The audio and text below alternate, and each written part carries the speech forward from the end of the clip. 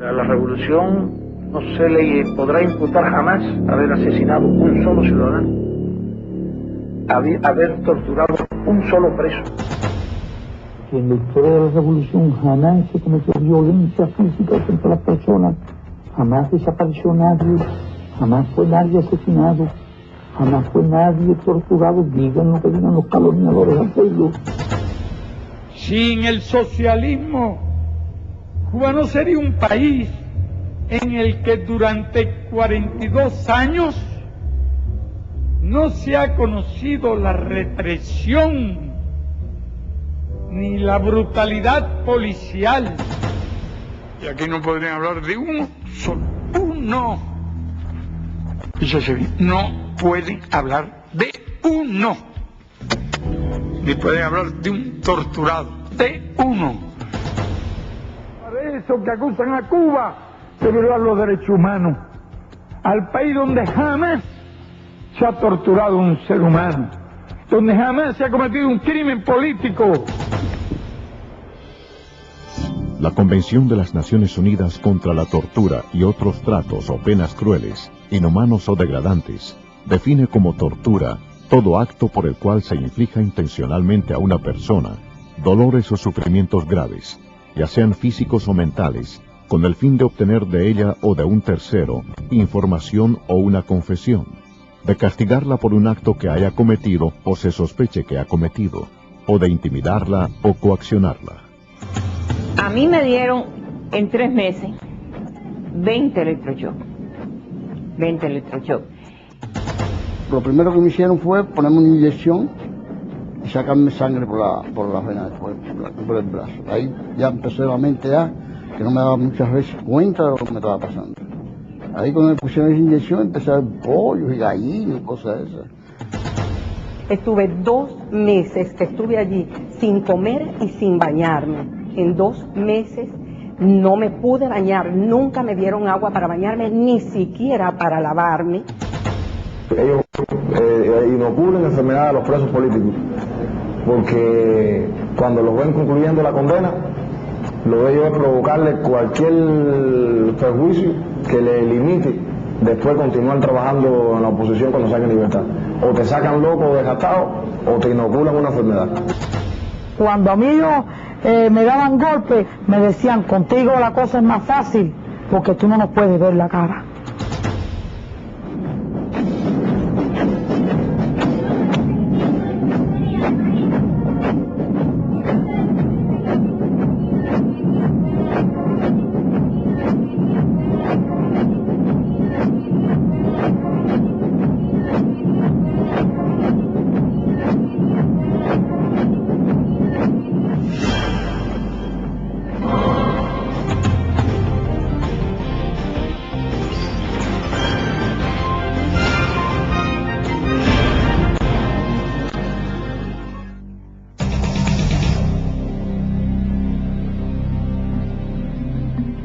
El régimen castrista, desde su llegada al poder en enero de 1959, instauró el terror como un método para perpetuarse en el poder.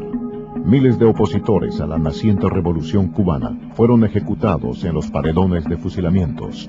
Decenas de miles fueron detenidos, torturados y confinados en las cárceles castristas. A los 16 años de edad, en junio del año 1959, yo fui sepultado en vida. Fui llevado al castillo de Ataré y a una galera normal, como había muchos allí ya. 4 días después fui sacado de allí con 2 compañeros más, a los cuales no vi en 7 días, a partir del momento en que nos sacaron y nos metieron en gavetas. Esto es un orificio o una cavidad que tiene un fondo, o sea, una profundidad de largo. Yo calculo que entre 6,5 o 7 pies de profundidad, con una amplitud de, calculo yo, 2 a 4 pulgadas de márgenes después de mi cuerpo acostado, y una altura del doble, casi el doble de mi cuerpo, también acostado boca arriba. Imagínese usted una persona dentro de un féretro, con los pies estirados y los brazos estirado hacia los lados del cuerpo. En ocasiones, si se le cansaba, podía levantarlo y ponérselo encima del cuerpo, o sea, en la barriga, en las piernas, no más que eso. La cabeza no podía levantarla. Si levantaba la cabeza, tenía entonces el techo arriba, o sea, le daba al techo contra la cabeza. Para entrar allí había que entrar de espaldas. Ellos mandaban a uno que se metiera de espaldas y boca arriba. Y el piso, o sea, la superficie donde uno estaba acostado, tenía un desnivel, iba de menor a mayor. O sea, a medida que uno iba entrando, el cuerpo de uno se iba levantando un poco de la cintura hacia la cabeza. Y esta superficie estaba llena de unos minúsculos orificios, háganse la idea de un spring. Una vez allí, la puerta era una reja que cerraban por la parte de afuera con candado, por supuesto. Una vez allí acostado, abrían la llave y este spring de agua comenzaba a correr de arriba hacia abajo. Como había un desnivel, el agua no se quedaba estancada. El agua corría desde el cuello hasta los pies y salía por la puerta de entrada, o sea, por la cavidad de entrada.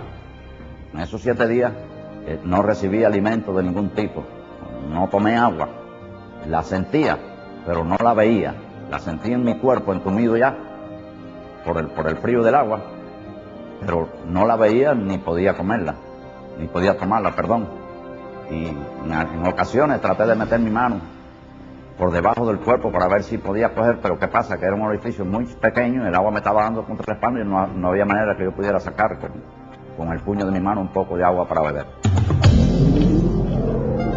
A mediados de 1960, comenzó el proceso insurreccional en la región montañosa del Escambray, al centro de la isla. Rápidamente el régimen desplegó una tenaz ofensiva en la que participaron más de 60.000 efectivos. Se entablaron los primeros combates. Se arrestaron a varios guerrilleros, los que fueron cruelmente torturados en búsqueda de información. Caí preso y me tuvieron 28 años en la cárcel, y cuando caí me torturaron ahí en una poseta abajo del Topecollante. Querían que yo hablara o que dijera algo, que echara gente para adelante, algo de eso, y al ver que yo no hacía, me cogieron, me amagaron con una piedra y me tiraron por una poseta para abajo, a mí y a otro muchacho que estaba ahí. Y entonces me sacaron, cuando ya estaba muerto, ya me sacaron. Pero cuando vieron que yo no hablaba, me volvieron a tirar, pero ya el muchacho que estaba ahí conmigo no estaba ahí, me volvieron a tirar a mí solo.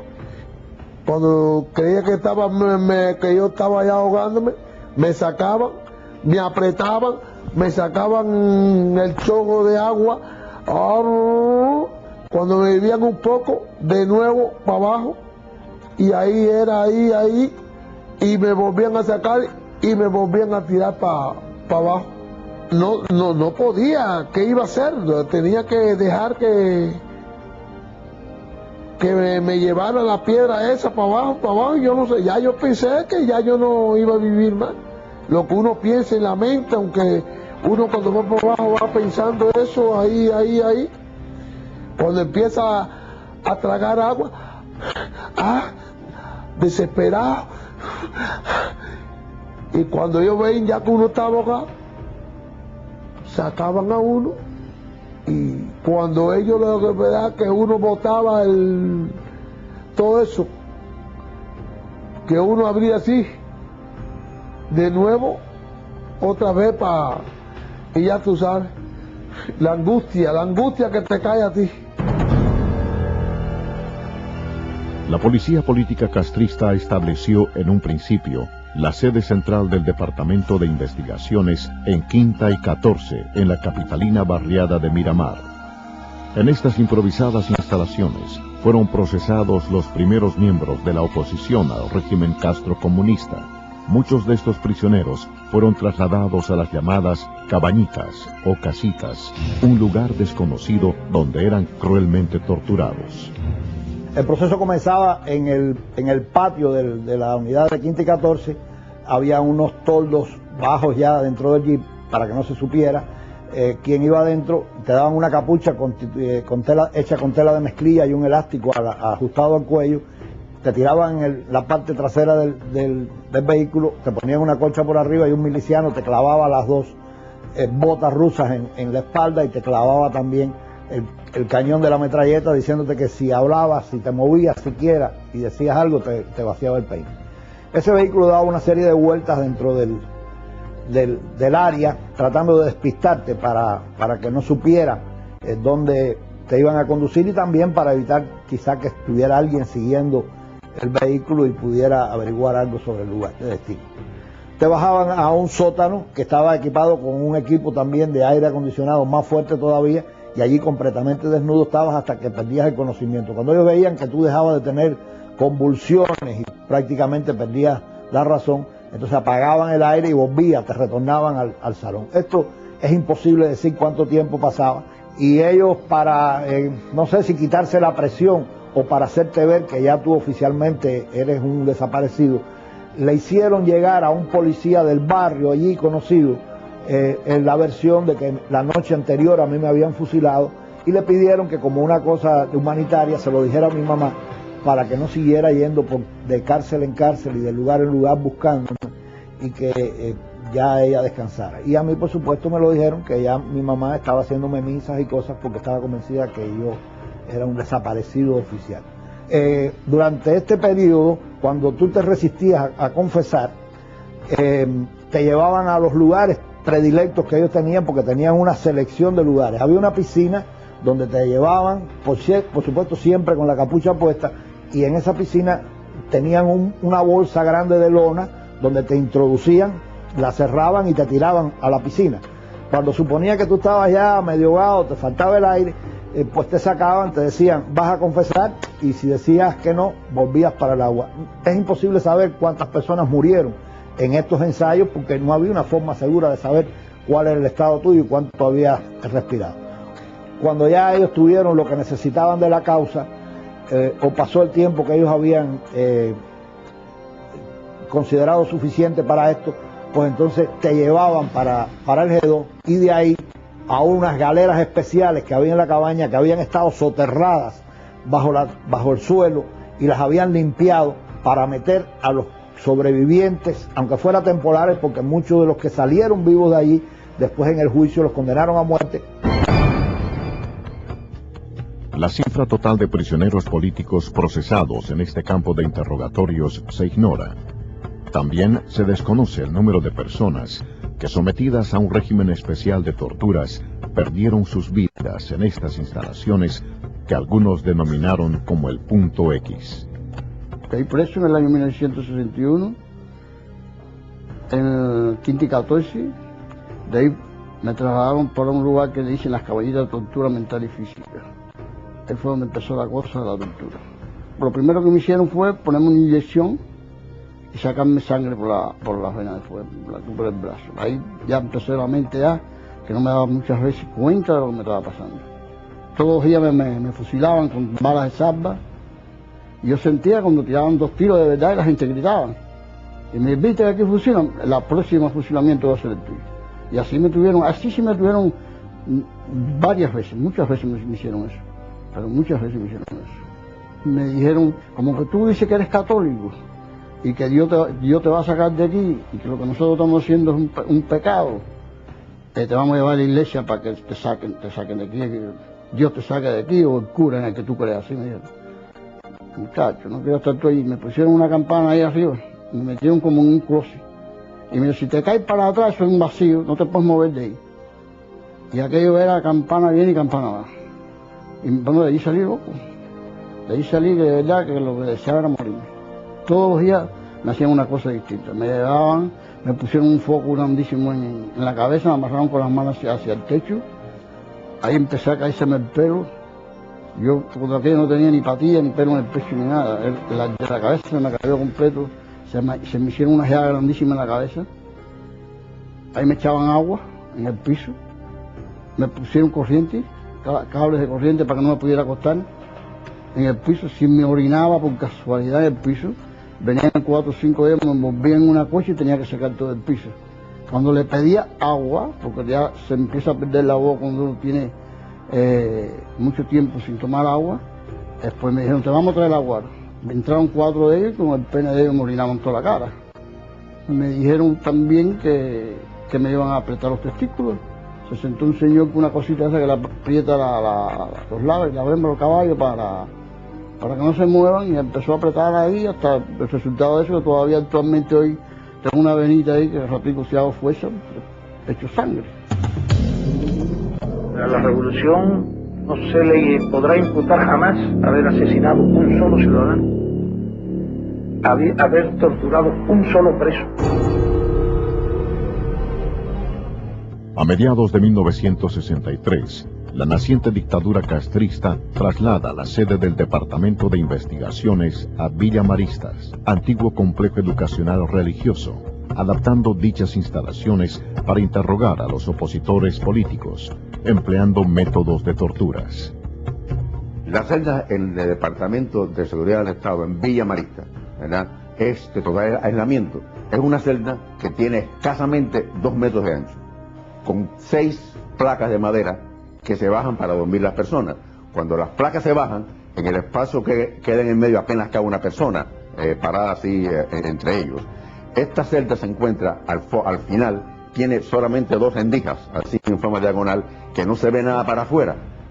Y en la parte delantera es una reja, es una puerta de hierro, que tiene sencillamente arriba un pequeño espacio con un foquito, nada más que nunca se apaga, por lo cual uno nunca sabe la hora en que se encuentra, el día en que se encuentra. Tiene un astillero donde los guardias vienen y le dan a uno la comida. Uno no sabe cuándo se la dan, si era la hora de comer, si era la hora de almorzar, no sabe cuándo. Para uno ir a sus necesidades, en la parte pegada a la puerta, hay un espacio en que tiene lo que le llaman los servicios turcos, un hueco para hacer sus necesidades, defecar u orinar. Y ahí mismo una pila que está como a un pie de ese hueco sanitario, donde tiene que tomar el agua uno cuando el agua viene, y una ducha cuando el agua de vez en cuando puede venir. Ahí te desaparecen. La familia no sabe dónde te encuentras, estás desaparecido hasta el tiempo que ellos entienden que te pueden darle a la familia el lugar en que tú te encuentras, y una visita tan pequeña como de unos minutos en lo que el interrogador no permite que hable más nada de cómo se encuentra uno y está escuchándolo todo. Cuando, por ejemplo, no podían sacarme la confesión de que ellos querían de un documento que habíamos publicado, en que había unos cuantos intelectuales escribiendo cosas en contra del régimen, pues en una de las sesiones pues prendieron a mi padre, y me dijo el individuo que mi padre lo habían detenido porque yo no confesaba lo que ellos querían. Ahí tuvimos un altercado que pues nada, nos vamos a las manos los dos. Pues no pudieron conseguirlo, pues entonces en esos casos, cuando uno tiene rebeldía para la confesión, hacen varias cosas. Entre ellos, fue el caso que yo conozco en mi persona, te sacaban de esta celda y te ponían en otra celda. Esa otra celda era una celda congelada, en que tú no tenías con qué taparte, el mono que te daban apenas te cubría el cuerpo, y ahí estaba en ese tiempo, toda esa noche, el tiempo que ellos quisieran, con un frío horrendo, donde realmente era insoportable aguantarlo, ¿verdad? Y eso era el cambio entre las otras cosas que te hacían para sacarte la confesión. Cientos de opositores cubanos fueron y son actualmente interrogados y torturados en las instalaciones de Villa Maristas y en otras similares diseminadas por toda la isla. El día 10 de diciembre de 1962 fui interceptada en una calle de La Habana por 4 personas que se identificaron conmigo como de seguridad del Estado. Me levantaron casi en vilo, me metieron a empujones en un carro y me llevaron hacia Villa Maristas.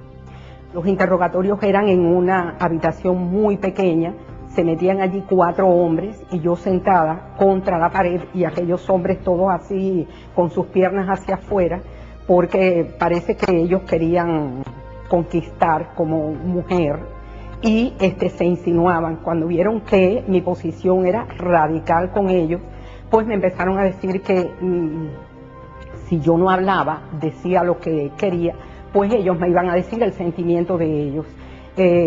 Me dijeron que las mujeres como yo, a esa edad, que hacían contrarrevolución eran porque eran putas. Así con 4 palabras, por lo que me metieron en una celda tapiada totalmente, y lo que había allí por baño era un solo hueco allí en el piso. Fue para mí desastroso eso, porque como yo era una mujer tan joven, apenas 20 años, como toda mujer, tenía mi menstruación para entonces. Pedí que me llevaran a un baño, no me abrieron nunca la puerta, nunca pude cambiarme, sino simplemente aquello fue muy desagradable para mí en esas condiciones de mujer, sentada, agachada en aquel hueco por donde salían ratas y donde salían cucarachas.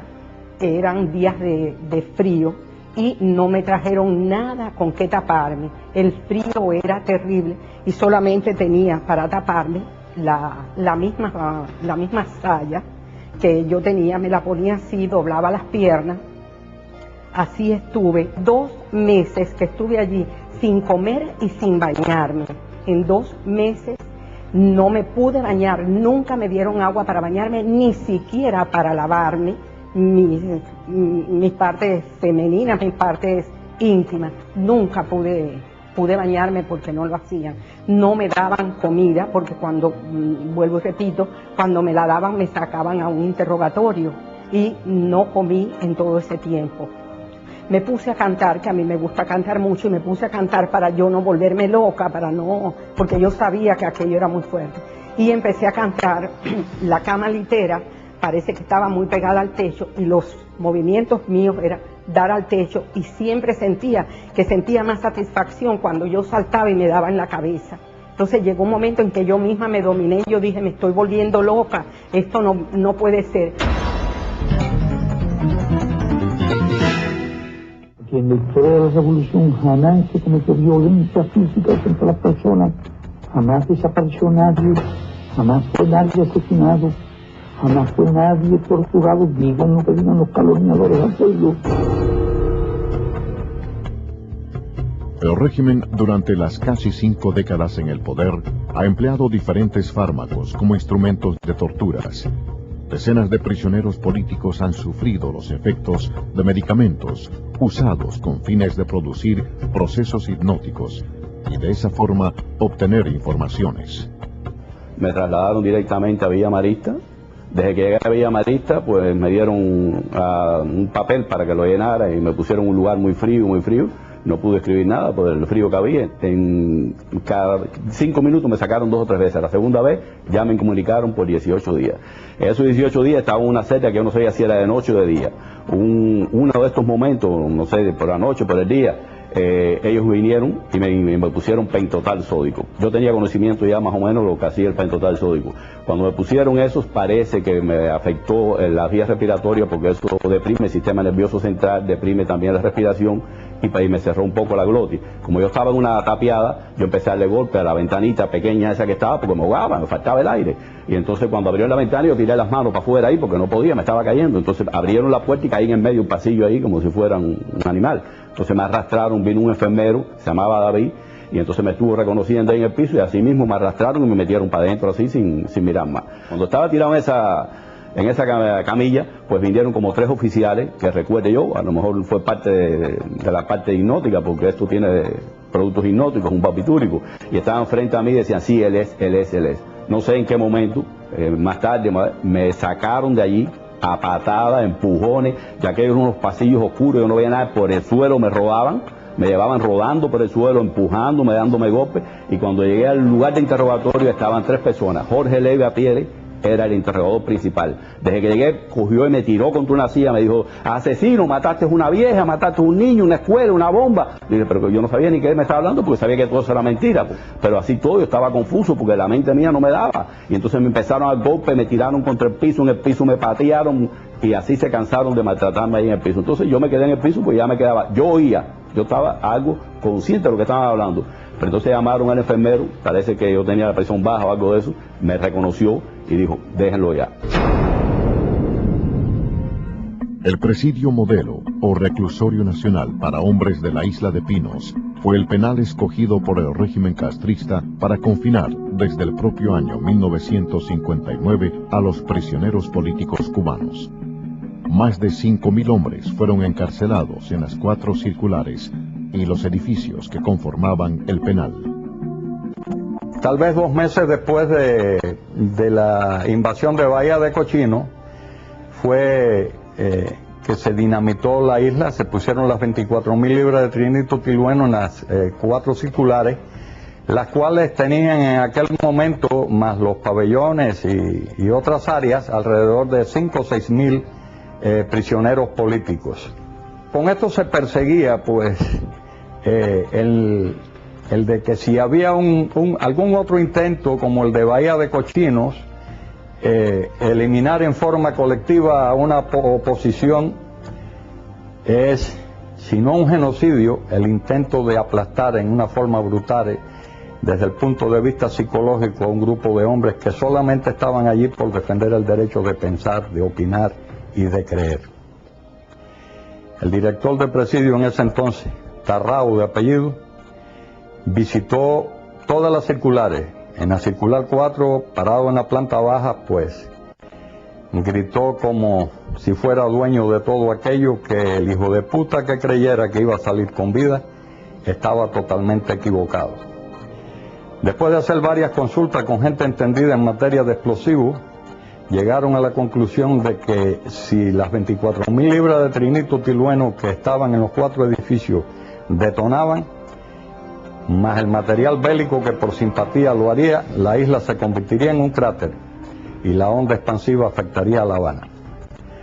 Esto, pues, produjo un sinnúmero de desajustes psíquicos, intentos de suicidio, el dormir, el comer, y aún hoy en día queda secuela en nuestras mentes, en nuestros recuerdos no se borra el haber estado durmiendo tanto tiempo sobre un colchón de explosivos en las manos de un maniático como lo es el dictador de Cuba, Fidel Castro. En junio de 1964, el régimen castrista instauró el Plan de Trabajo Forzado Camilo Cienfuegos. Más de 5.000 prisioneros políticos confinados en el reclusorio nacional de Isla de Pinos fueron obligados a laborar en condiciones infrahumanas durante 14 horas diarias, 6 días a la semana. Cuando nos mandaron a trabajar, no quisimos trabajar en ese momento. Mandaron a buscar a presidio 3 refuerzos militares para obligarnos y regresaron 3 camiones atestados de guardias bien armados con bayonetas caladas. Todos ellos ya venían planeados, hicieron una fila por ambos lados, que nosotros le decimos esa fila, cuando un guardia se mira al otro, el túnel del amor, cada 48 pulgadas, 4 pies, un guardia, frente a frente. Por ahí mismo nos dijeron que nos condujéramos, empezaron las patadas, los culatazos, y saltamos la cerca y rápidamente nos sumergíamos en un agua espesa y negra.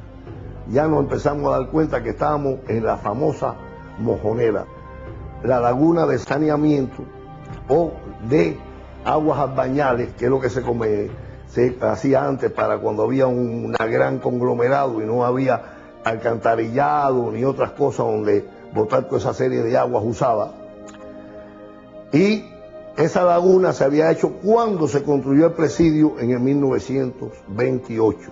Tenía, cuando nosotros llegamos allí, 30 y pico de años de uso, de concentración de excrementos, de aguas negras y de bacterias añejas en su contenido. Bueno, en esas condiciones de bayonetazos, de ofensas, las ofensas eran las más grandes que se nos podían decir.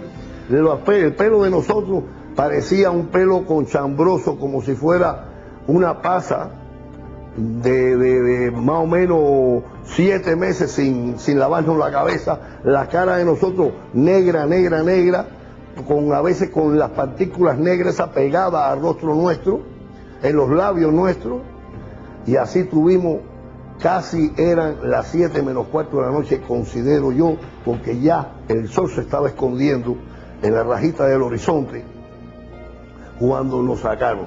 A la circular llegamos de noche ya llegamos a la circular. Y me recuerdo que cuando nosotros llegamos se corrían, que dónde estábamos nosotros. Nada más que entramos, corrieron todo el mundo, pero no sabían cuál había sido el destino. Y del lado mío había uno, que eso sí me recuerdo, y me emociona que fue a socorrer al amigo y el amigo le dijo, no me toques, échate para atrás, échate para atrás, que vuelo a fosa, abajo de fosa. Y lo cogió por el brazo y dijo, mi amigo, usted huele a dignidad, deme un abrazo. Y se lo llevó.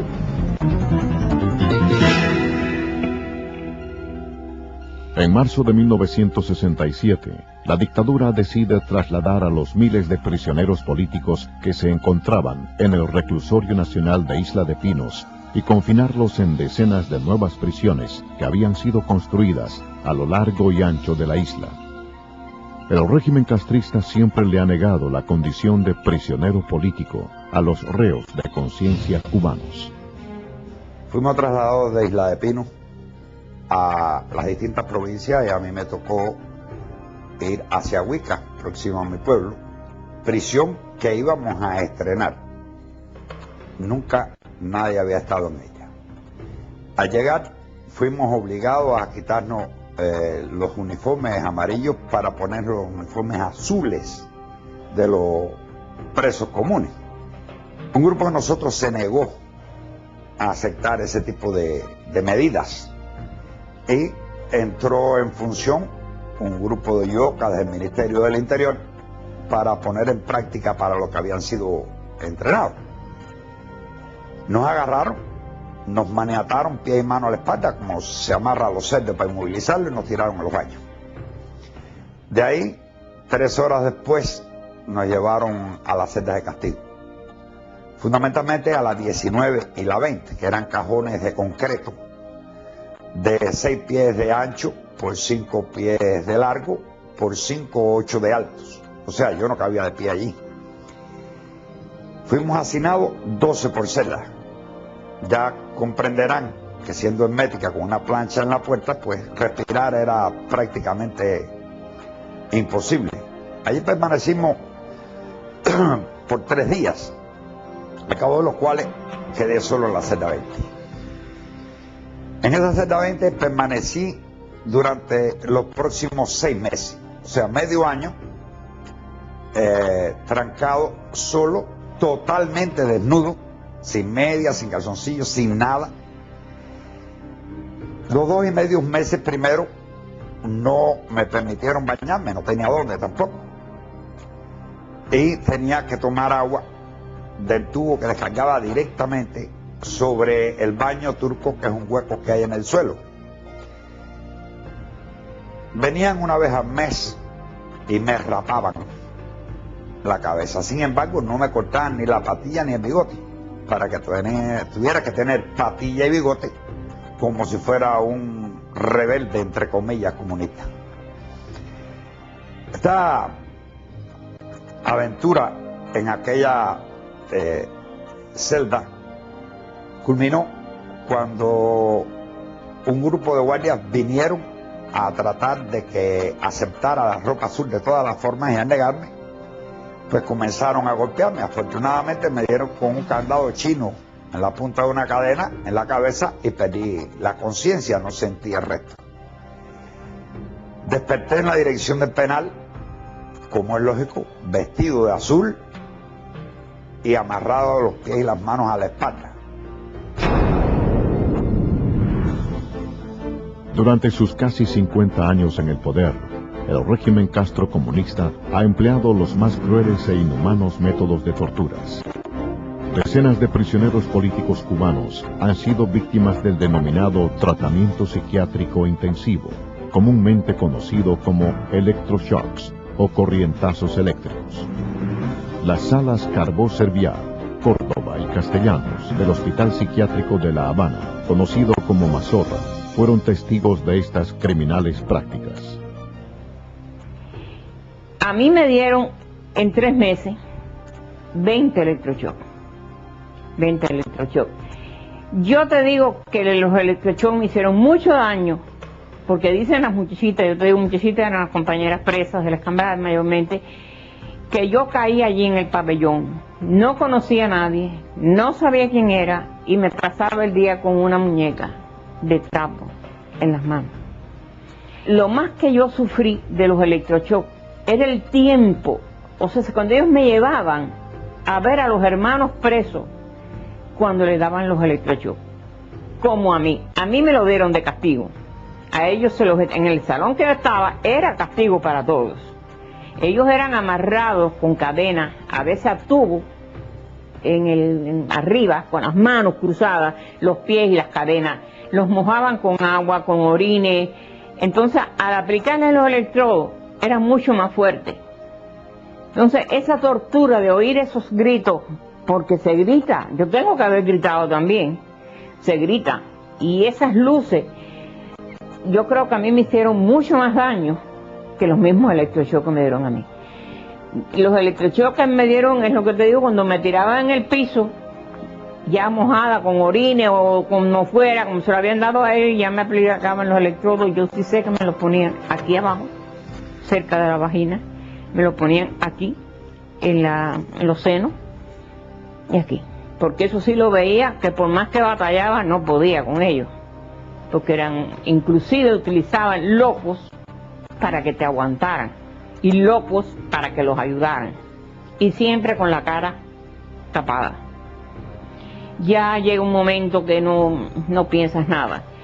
Cuando yo después salí, yo me metí, pasé casi 5 o 6 meses sin poder comer, porque al electroshock hay que poner un aislante, o debe ponerse, ni a ellos ni a mí. Entonces la lengua mía, la boca mía, dicen ellas que está destrozada.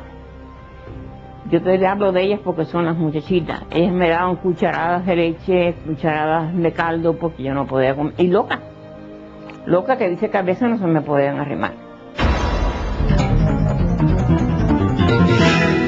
Sin el socialismo, Cuba no sería un país en el que durante 42 años no se ha conocido la represión ni la brutalidad policial.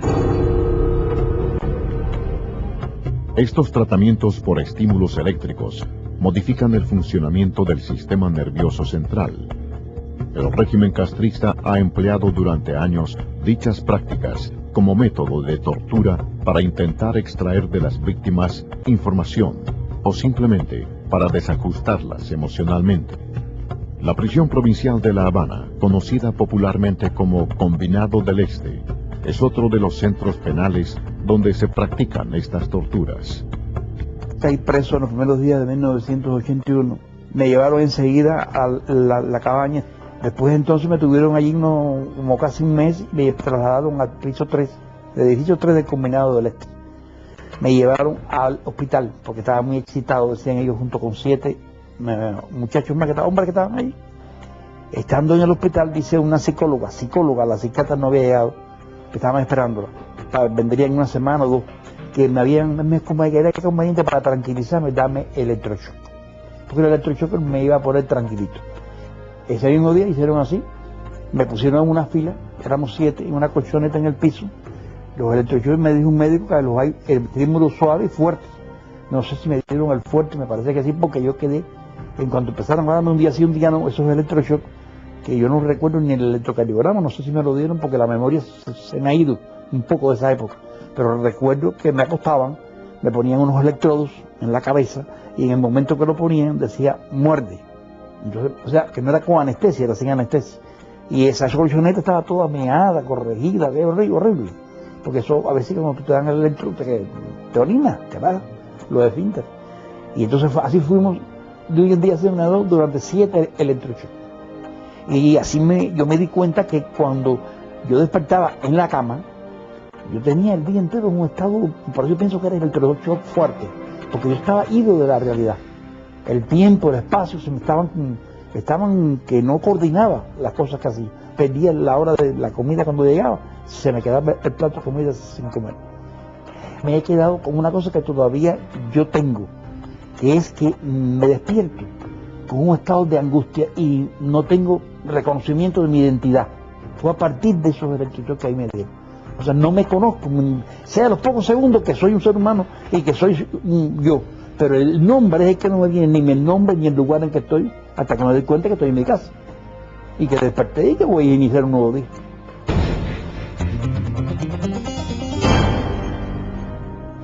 Varias decenas de prisioneros políticos dejaron sus vidas en las cárceles cubanas, víctimas de la represión de los carceleros del régimen.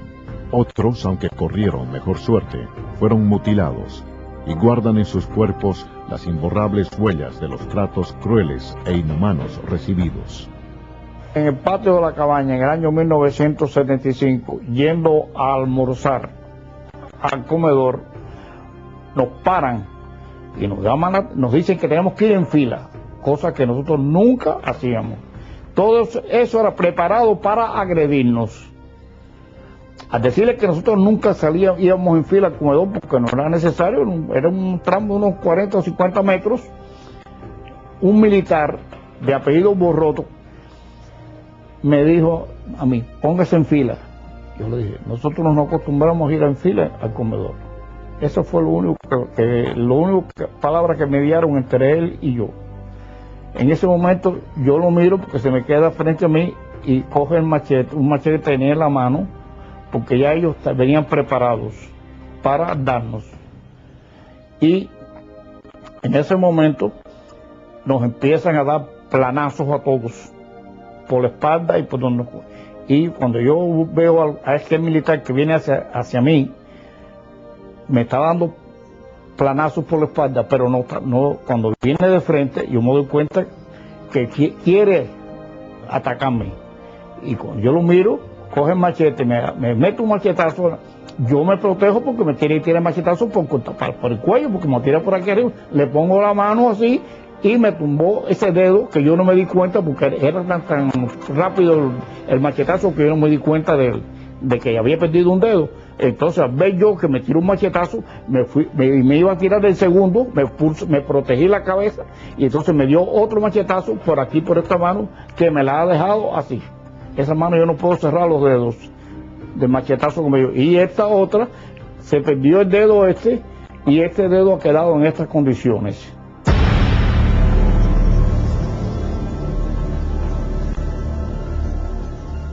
La incertidumbre, la incomunicación, el no saber cuáles son los cargos imputados, es otro de los métodos de castigo impuestos por el régimen castrista a lo largo de sus cerca de 5 décadas de permanencia en el poder. Muchos opositores al régimen han cumplido años de confinamiento político, sin haber sido condenados por un tribunal. Cumplí mi primera condena como presa política en 1997. Allí tuve la amarguísima experiencia de pasar por una prisión tan conocida como Manto Negro. Después de haber cumplido mi condena en Manto Negro, pasé también por la seguridad del Estado del Centro de Investigaciones Villa Marista y Ciénaga de Agó, donde hubo de cumplir varios años sin siquiera ser condenada por un tribunal. Es decir, ellos decían que estaba bajo investigación, pero allí me tenían 6 meses, después me sacaban de Villa Marista y me llevaban para Ciénaga de Agó y 6 meses más, porque era el tiempo límite que tenían para tener una persona presa. En estas celdas de castigo yo conocí el lugar más siniestro del mundo. Era una celda pequeñita, la cama era de concreto, daban solamente una sábana y una colchoneta de trapo a las 11 de la noche y te la quitaban a las 6 de la mañana. No había espacio para caminar, para hacer ningún tipo de ejercicio, solamente un hoyo para hacer las necesidades. No te ponían agua, solamente la que ellos te traían en un vaso. Es decir, que te tenías que bañar cuando ellos querían, si no, no te podías bañar. No tenías agua para nada. Una abstinencia horrible.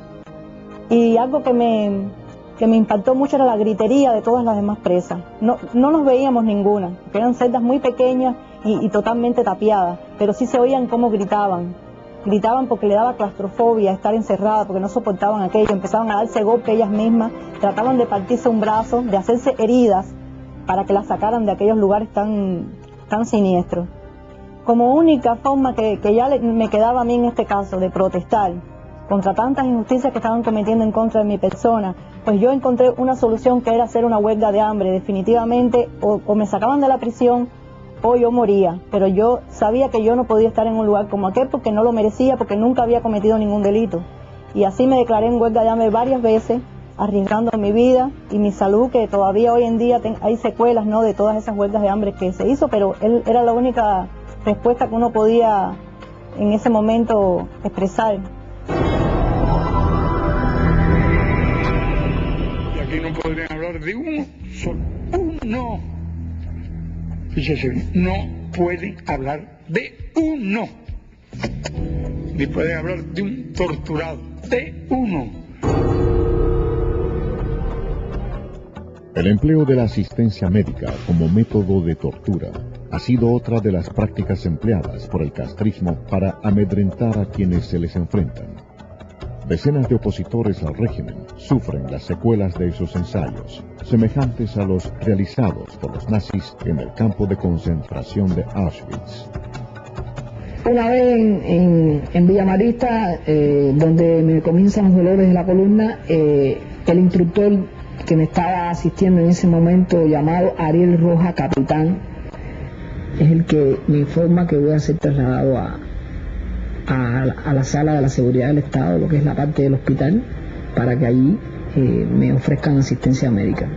Una vez llegado a ese lugar, se entrevista conmigo un coronel, doctor, que se identifica como neurólogo, el cual me informa de que se me va a hacer una introducción de una sustancia química en mi columna vertebral que servirá como contraste para poder apreciar a través de ese contraste cuál es la causa de esos dolores por los cuales yo estoy atravesando.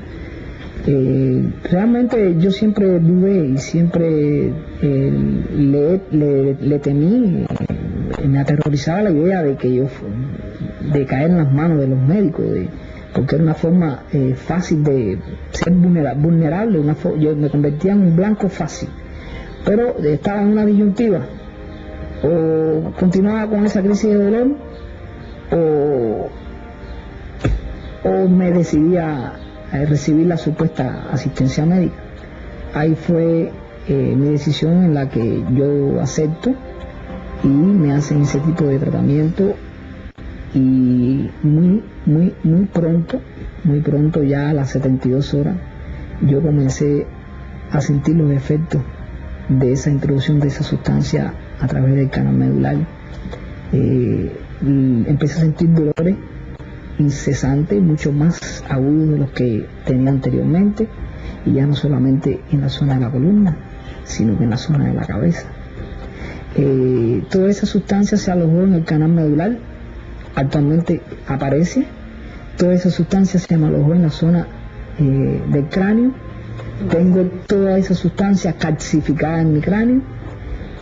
Desde ese entonces pude apreciar categóricamente que esa sustancia o la asistencia que me ofrecieron en ese lugar fue la causante de haberme trastornado de sueño hasta el presente.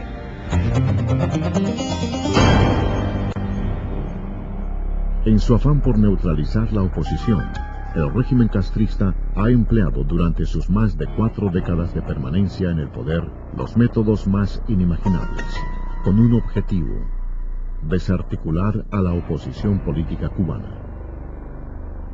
Y a mi esposo le dio un infarto. Lo llevamos para el hospital militar, que era el hospital más cerca que. Pasados 5 minutos, sale el médico y me dice que mi esposo había fallecido y que necesitaba que yo le diera unos datos. Estaba haciendo el certificado de defunción, pero yo miro así y veo a mi esposo tirado en una camilla y corro para allá.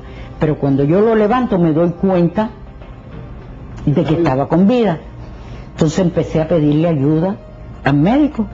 Empecé a pedirle ayuda y ayuda y ayuda.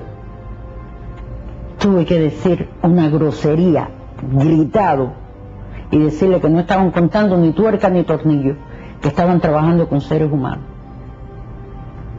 Y llegó hasta donde estaba él y se dio cuenta efectivamente que estaba con vida, que era innegable. Entonces me separó y me dijo que saliera.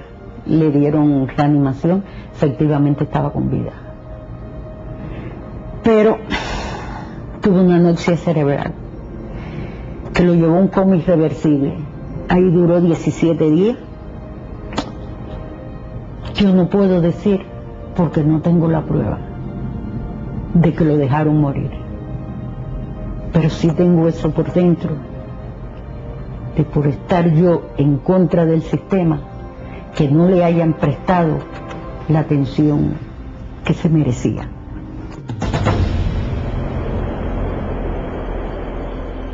La policía política, sus escuadrones paramilitares, disfrazados bajo el nombre de Brigadas de Respuesta Rápida, han reprimido desde 1959 cualquier acto de respuesta o denuncia popular. Estas tropas, entrenadas por el régimen, han maltratado y torturado a los pacíficos opositores sin importarles su condición social, sexo e incluso limitaciones físicas. Se hizo la exhortación para noviembre de 2008 y entonces hicieron una citación para una iglesia y ya habían vigilancia de tropas especiales y le habían hecho la advertencia a mi madre que no fuera porque iba a ser mal para mí, y yo fui, me detuvieron en la parada de Huevos, me llevaron a la unidad de la María Luisa, y cuando varias veces traté de levantarme porque me tiraron al suelo, me agarraron así mientras me llevaban para allí para que yo no gritara abajo.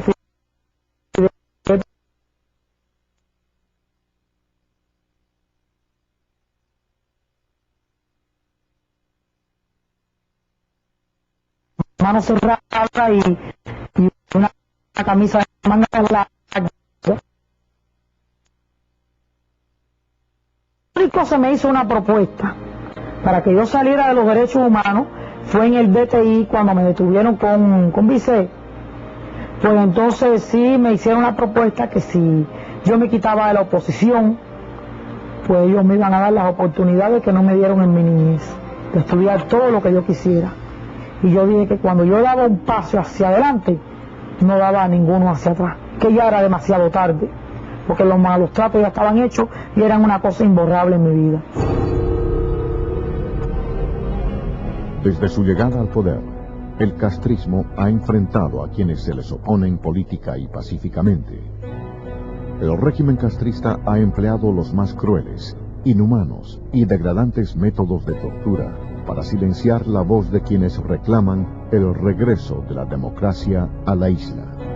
Uno de los efectivos de la cárcel que más se destacó por reprimirme y por crearme situaciones difíciles a mí, que es teniente José Ruiz Collado, él en una ocasión manifestó públicamente y abiertamente que si yo lograba salir en libertad, salía con tuberculosis. Ellos inoculan enfermedad a los presos políticos, porque cuando los ven concluyendo la condena, lo de ellos es provocarle cualquier perjuicio que le limite después continuar trabajando en la oposición cuando salgan en libertad. O te sacan loco o desgastado, o te inoculan una enfermedad. 2 o 3 meses antes de yo salir en libertad, me hice análisis en la prisión de puto, me hice análisis de sangre, entre otros análisis, todos dieron negativo. Cuando salí en libertad, me hice análisis en el policlínico de mi municipio, en Camajuaní, y entonces me hice una placa también, y entonces la placa dio una lesión en el pulmón izquierdo, y el médico que me atendió de una forma que no es ética como un médico, porque me dijo que cuando miró la placa me dijo así mismo literalmente: coño, mi negro, qué fatal te pusiste, acabó de salir en libertad y se te olvidaron los carnavales de Camajuaní, porque esto que veo en la placa, si no es cáncer, es tuberculosis. Y entonces a partir de ahí me hice unos cuantos análisis y dio tuberculosis en codificación número 3. Este es el uniforme carcelario en Cuba, y el que fue entregado también en el invierno más crudo de Cuba, en el invierno del 2000. Esta es la camisa sin manga, sin cuello, todo el uniforme carcelario, entregado en el invierno más crudo del 2000, y con esta misma tela se produce en la caja de muertos en Cuba. Así que el mensaje que recibe tu subconsciente es que estás en un lugar que va camino a la muerte. De eso que acusan a Cuba de violar los derechos humanos, al país donde jamás se ha torturado un ser humano, donde jamás se ha cometido un crimen político. Miles de hombres y mujeres han muerto víctimas de la represión del régimen. 41 personas, muchas de ellas menores de edad, fueron asesinadas en la madrugada del 13 de julio de 1994, cuando tratando de escapar de la isla en un viejo remolcador, fueron embestidos por embarcaciones castristas frente a las costas de La Habana. En ningún momento nos dijeron que nos pararan, que nos paráramos ni nada. Ellos lo que hicieron fue echarnos agua. Entonces llega un momento en que ya vemos que nosotros no podemos seguir, porque entonces sí iba a ser fatal, y paramos, porque ya el agua estaba entrando. Entonces paramos y se lo dijimos, mira, nosotros viramos para atrás, nosotros vamos a virar para atrás, ya estamos parados, y ellos nos vieron parados y todo. Y le decíamos que no nos hiciera daño, que llevábamos niños ahí, le enseñábamos a los niños, le seguían echando agua. Entonces después vinieron dos más, como a 7 niños allá. Y se pusieron uno por cada lado, uno va al frente, otro atrás, y entonces de atrás se subió arriba del barco, y ahí fue donde le dio el golpe por el lado y lo viró. Y todos nos hundimos, y el barco se hundió inmediatamente, pero los que estábamos afuera tratamos de subir, estaba muy profundo también. Yo llevaba al niño mío, llevaba aguantado, y yo no lo solté. Entonces yo subí, pero yo no sé nadar ni nada de eso. Entonces subí, pero volvía de nuevo para abajo. Entonces cuando subo, hay una mujer que estaba flotando al lado mío y me aguanté de ella y cargo al niño. Y entonces había mucho oleaje. Entonces no.